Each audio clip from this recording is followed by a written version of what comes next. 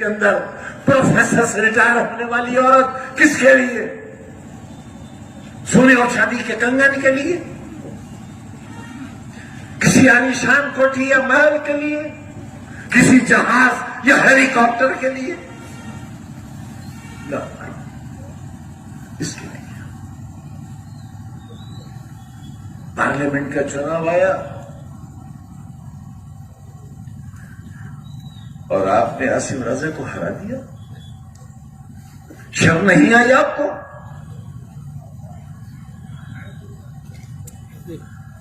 घर से नहीं निकले आप क्योंकि एसी लगा है आपके घर में, कूलर है आपके घर में, बिजली आ रही थी 24 घंटे। ये इंतजाम किसने किया था? पानी की एक एक बूंद को तरसने वाला रामपुर 200 बरस पानी कम नहीं होगा, ये इंतजाम बफजले ताला किसने किया था? यही सड़क है, तुम चल सकते थे इस पर? ये तैयारियां तुम्हारे कल की किसने की थी? तारामंडल, गांधी समाधि, शानदार सड़कें। पार्लियामेंट की शक्ल की नगर पालिका क्यों बनाई थी? इसलिए कि तुम्हारी जिंदगियों में खुशनुमाई नहीं थी, खुशियां नहीं थी, सजावट नहीं थी। तुम एक अंधेरे का शिकार थे। तुम एक ऐसी रियासत में रहते थे जिसका मालिक तुम्हें गधे का बच्चा कहता था।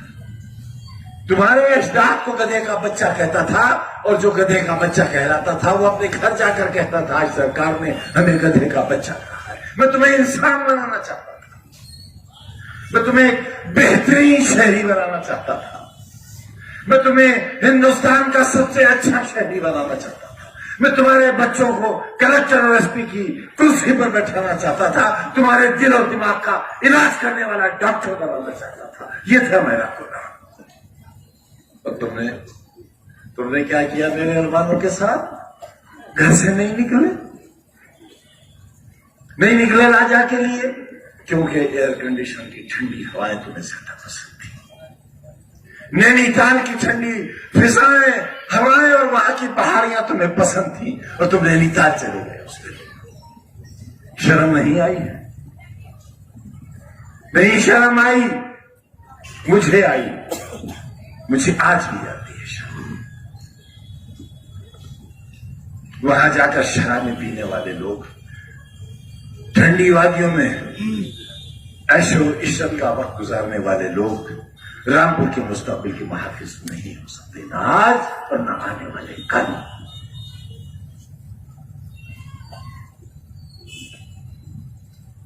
फिर एक मौका है, मुझे जलील करने का फिर एक मौका है।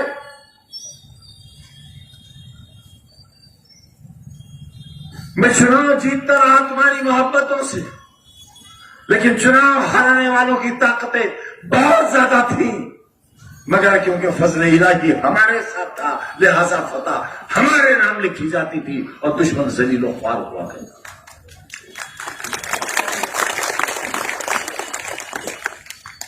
चुनाव के दिन क्या होता था वहां पर? किसी के मुंह से लहू बह रहा है, किसी के बाजू में छुरी लगी हुई है, किसी के खून आलूद कपड़े हैं। ये था रामपुर। और हर बार एक माहौल होता था, गिरा लिया इस बार शैतानी को, गिरा लिया मूसी को, गिरा लिया जालिम को, गिरा लिया फिरौन को। ये लक़ब दिए जाते थे मुझे, मैं तुम्हारी बस्ती का फिरौन था। क्या कर रहा हूं भाई?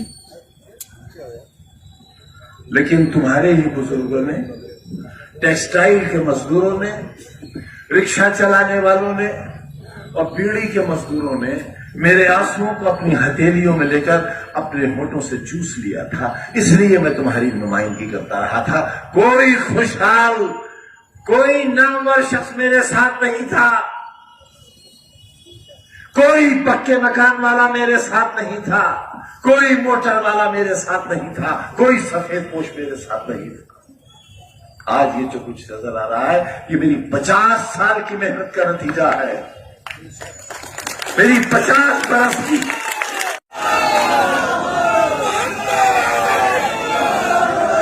कभी आप तो पूरी दुनिया में घूमते हो, पूरे हिंदुस्तान में जाते हो, किसी होटल में मुझे खाना खाते देखा तुमने आज तक? रामपुर में कहीं चाय कॉफी पीते देखा आज तक? किसी ठेले पर बताशे खाते देखा आज तक? कभी कहा मारकर हंसते हुए देखा मुझे आपने? फिर आखिर मेरी मुस्कुराहटें क्यों छीन ली आपने? मेरी सांसें क्यों छीन ली आपने? 27 महीने की तनहा कोठरी की कैद क्यों दी आपने हमको? क्या गलती थी हमारी? क्या खता थी हमारी? गुनाह बताओ हमारा। क्यों हुआ जमाना दुश्मन? सरकार क्यों दुश्मन हुई मेरी? मेरी जान की दुश्मन क्यों हुई? मुझे क्यों जेल में जहर दिया गया? बताओ मुझे क्यों जहर दिया गया? 2 दिन तक कोरोना के भयानक मरीज को जेल के बाहर क्यों नहीं जाने दिया गया ताकि मैं मर जाऊं? क्यों आखिर किया आपने मेरे साथ ऐसा? मैंने तो तुम्हारे लिए एक ऐसा शानदार अस्पताल बनाया था जहां इतनी ऑक्सीजन का इंतजाम था कि पूरे मंडल के मरीज रामपुर आए थे। ये थी मेरी सोच उस वक्त जब कोरोना का नाम कोई जानता तक नहीं। मैं तुम्हारे लिए एक ऐसा मेडिकल कॉलेज बना रहा था जहां दुनिया भर के लोग आते हैं। तुम्हारे मरीजों को दिल्ली और बंबई न जाना पड़ता। तुमने क्यों नहीं बनने दिया उसे? हाथ उठाकर बताओ कितने लोगों ने जवाहर यूनिवर्सिटी को चंदा दिया है? तो बताओ हाथ उठाकर। एक डूबकर मर जाऊं मैं शर्म से। मैं तुम्हारे कल के लिए दर दर की ठोकरें खाता फिरा, भीखे मांगता फिरा, दामन फैलाता फिरा कि मेरे बच्चों के लिए इदारा चाहिए। तुमने नहीं दिया।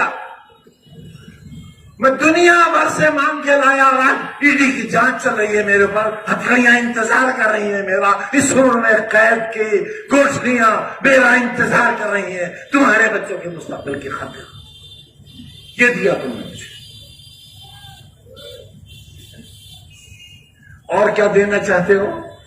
बेगैरत आवाज और बता क्या देना चाहता है तू? इस जमाने के कैंसर,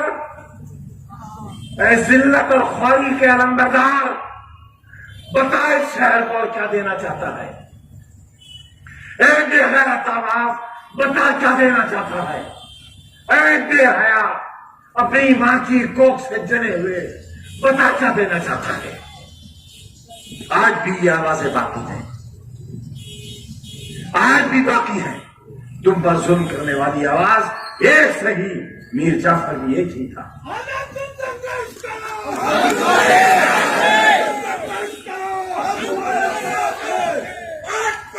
मेरी मौत चाहते हो?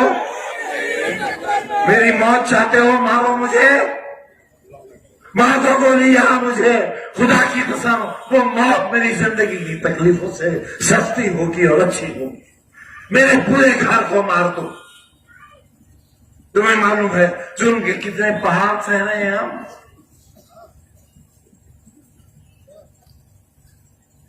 हंसो हम पर, कहे लगाओ, बेचो अपना जमीर, बिक जाओ एक एक टके के लिए और इतना करो अफसरान को जो हमारी बर्बादी चाहते हैं। ये जलसा नहीं है आज, ये रोजे हिसाब है। तुमसे हिसाब लेने आया हूं, तुमसे मौत मांगने आया हूं अपने लिए। थक गया मैं इस जिंदगी से।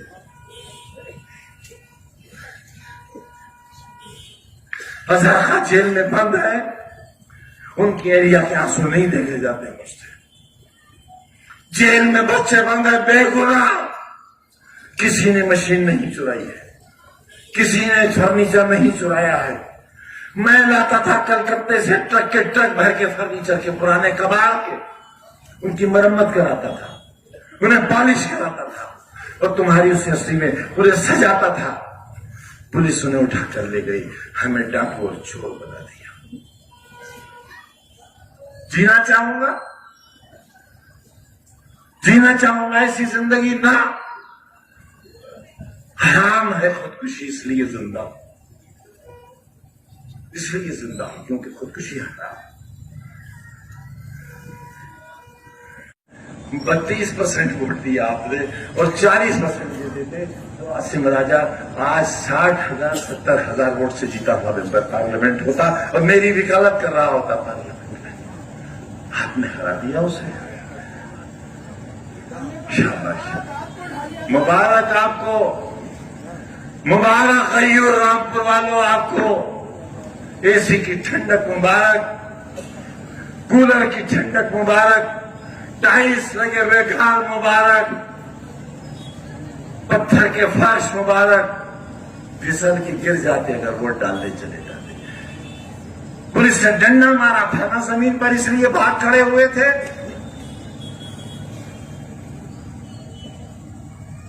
अगर एक जिस्म पर भी लग जाता मर तो नहीं जाते। मैं तुम्हारे जख्मों पर अपने दिल का खून लगाकर उनको मरहम बना देता, मगर तुम घर से निकलते तो जालिमो। राजा पठान नहीं है इसलिए, इंसान तो है, इंसान तो है। तुमने एक इंसान को जलील किया है। आवाज दो, आवाज दो, इनकलाब जिंदाबाद, इनकलाब जिंदाबाद। क्या माहौल है शहर का? दहशत, खौफ, डर, हर लम्हा जुल्म का इंतजार। ये आबादी बदनसीबों की आबादी है। पूरी दुनिया के सबसे कम नसीब लोग मेरे लोग यहां रहते हैं, इसलिए उन पर सितम ढाया जा रहा है। मेरा दिल फट जाएगा, मेरा दिल फट जाएगा अगर तुमने बेवफाई की तो। आप मेरे साथ धोखा मत करना, मेरे पास बहुत वक्त है भी नहीं। मत करना धोखा मेरे साथ। और जान लो अच्छी तरह जान लो, भेड़िया तुम्हारे दरवाजे पे खड़ा है। अगर वो तुम्हारे घर के अंदर दाखिल हो गया, अपनी आबरूओं की हिफाजत नहीं कर सकोगे।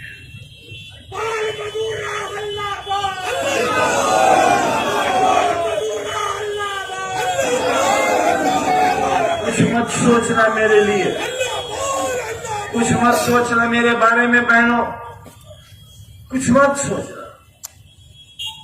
मैं तो इंतजार इस बात का कर रहा हूं किस दिन मुझे देश निकाला मिलेगा, क्योंकि अब सिर्फ एक ही जुल्म बाकी रह गया है कि मुझे हिंदुस्तान से निकाल दिया जाए। मेरा वोट देने तक का इख्तियार है,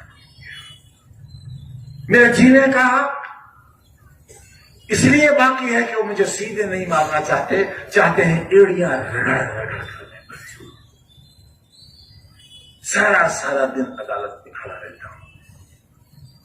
मेरे अहबाब, मेरी बीवी, मेरे बच्चे फैसलों का इंतजार करते हैं कि अब कौन सी जेल होगी, कहां जाना है। मैं कहां गया?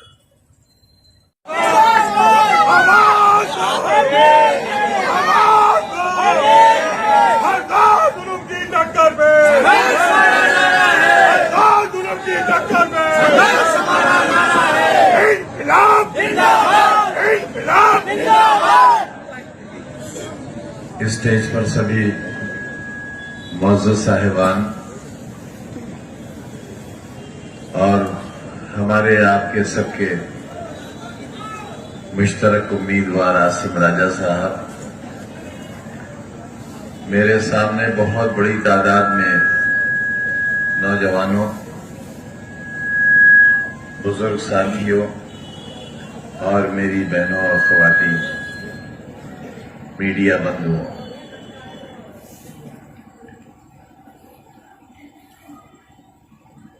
मैं आज बिल्कुल जीरो की हैसियत में आपके सामने खड़ा हूं।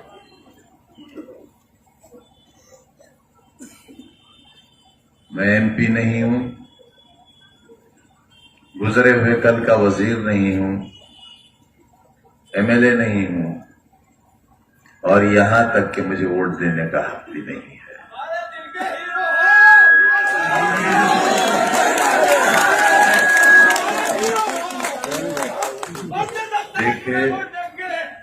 देखे थे हमने जो वो हसी ख्वाब क्या हुए, वो वादा अतलसों का ख्वाब क्या हुए। हमसे तो बहुत वादे किए थे बापू आपने, मुल्क को आजाद कराने वालों, बहुत वादे किए थे, और हमारे उलमा ने फांसी के फंदे चूमे थे। उनकी कुर्बानियां इतनी थीं कि गड्ढे पट गए थे और टीले बन गए थे उनकी लाशों से। उनकी हवेलियों के दरवाजे उनकी लाशों से सजा दिए गए थे। एक मीर जाफर ने किले का दरवाजा खोल दिया था और वक्त का टीपू सुल्तान अपने तमाम साथियों के साथ शहीद हो गया था। ये वो दिन था जब अंग्रेज हिंदुस्तान में दाखिल हुआ। तारीख फिर अपने आप को दोहराती है। बहुत नाराज रहते हैं आप लोग हमसे। आपसे मुराद आप नहीं, वो लोग जो मुनाफिक हैं, जो अपने आप के दुश्मन हैं, अपने कल के दुश्मन हैं, अपनी नस्लों के दुश्मन हैं। यहां भी कम नहीं होंगे वो लोग, और यहां वो लोग भी मौजूद हैं जिनका टेलीफोन सीधा मुरादाबाद और रामपुर और लखनऊ और दिल्ली तक मिला हुआ होगा। यहां से डायरेक्ट टेलीकास्ट हो रहा है और वो सुना जा रहा है। अगर मेरी ये हैसियत नहीं होती, जिसकी कोई गलतफहमी नहीं है मुझे, तो 24 घंटे नहीं बल्कि 24 मिनट के अंदर मेरी मेंबरशिप खारिज करके इलेक्शन कमीशन नए चुनाव का ऐलान नहीं कर देता। 5 बजे अदालत का हुक्म होता है और इस जुर्म की सबसे बड़ी सजा जो कि 3 बरस की थी, अगर ये 30 बरस की भी होती तो ये सजा शायद मुझे दी जाती।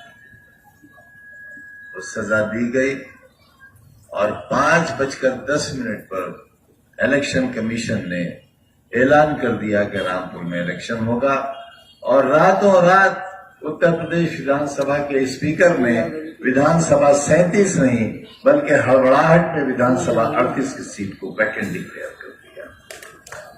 और अगले दिन चुनाव की तैयारियां शुरू हो गई। इतनी कि आप हिफाजत करोगे, मुहाफिज बनोगे। मुझे तो सजा मिल गई, बचोगे आप भी नहीं। और याद रखना, मेरी सजा तो कब्र में मेरे साथ चली जाएगी, मगर तुम्हारे गुनाह की सजा कई नस्लें भुगतेंगी। आखिरत में जवाब नहीं दे पाओगे। मैं जब एम्बुलेंस से अपनी जिंदगी और मौत की सांसें गिन रहा था और सीतापुर जेल से मुझे निकाला गया था, ये सोच करके मैं जेल के अंदर न मर जाऊं, सीतापुर की सरहदों के बाहर जाकर मरूं, उस वक्त भी ये कलम मेरी जेब में लगा हुआ था। यही कलम था, अपने लिए नहीं, तुम्हारे बच्चों के लिए, मैं तो पढ़ चुका। मेरे गुनाह की कितनी सजा दोगे आप? मैं एमपी नहीं रहा इसलिए कि मैंने ये सोचा था कि हुकूमत आ जाएगी और मैं उस अंधेरे को एक बार फिर उजाले में तब्दील करने की मौला के करम से कोशिश करूंगा जो रह गया। उम्मीद थी कि सरकार बनेगी, यकीन था सरकार बनेगी, ना उम्मीद पूरी हुई ना यकीन पूरा हुआ, सरकार नहीं बन सकी।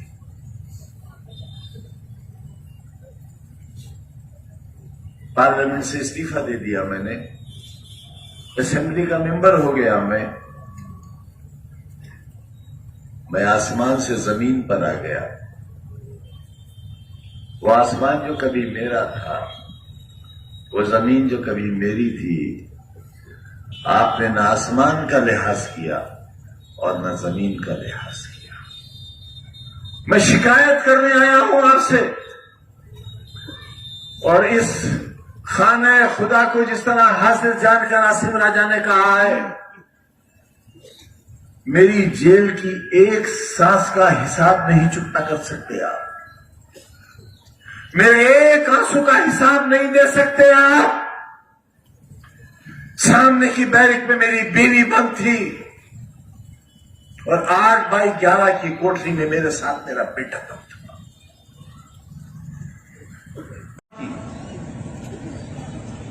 क्यों आखिर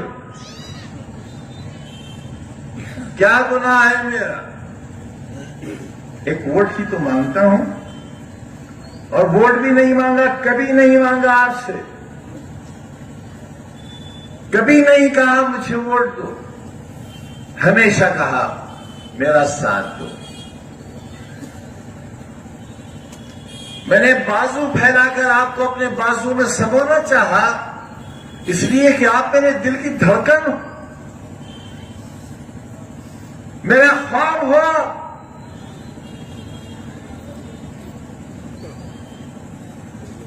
मैं आबरू हूं आपकी और आप जान हो मेरी। न मैं आबरू खोना चाहता हूं और न तुम जान खोना चाहोगे।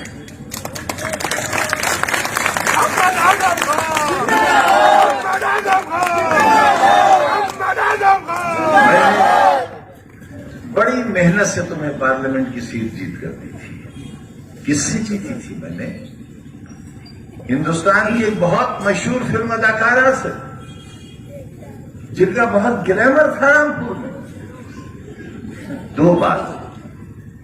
2 बार की सांसद रही हुई, उत्तर प्रदेश में भाजपा की सरकार, केंद्र में भाजपा की सरकार। इसके बावजूद आजादी के एक लंबे सफर में 1947 के बाद आपकी झोली में लाकर डाल दी थी ये सीट, तकरीबन 1.5 लाख वोटों से जीतकर। और उस वक्त जबकि 1.5 लाख वोटों की बेईमानी भी हुई थी, मगर आपने उसकी कदर नहीं की, ठोकर से मार दिया आपने उसे।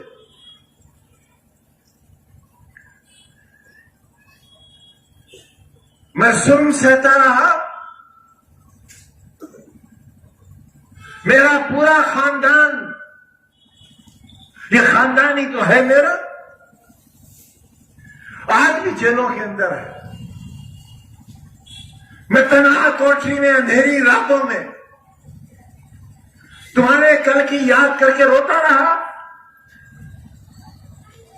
प्लास्टिक के मग में